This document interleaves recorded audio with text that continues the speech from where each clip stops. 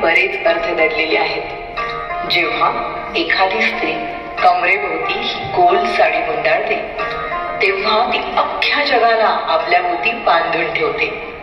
अरे हिला सांभाळणं किती कठीण आहे. म्हणूनच सांगते, जन्म गाईचा गाईचा रूप गाईचा, एक आईचा आईचा एक गाईचा. साडीचा पदर डोक्यावर घेऊन ती समोरच्यांचा आदर करते. पण जेव्हा एखादं संकट समोर उभं राहतं तेव्हा तोच पदर कमरेला खोचून ती त्या संकटाचा सामना करण्यासाठी सज्ज होते.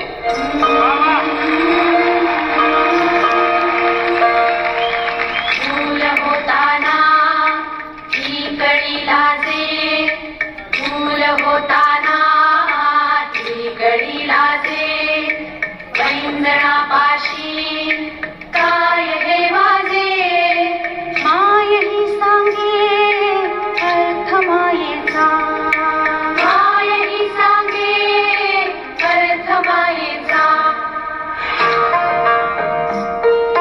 पायात जेव्हा पैंजण येतं तेव्हा स्त्रीच्या चालण्याचा डौल आगळाच असतो.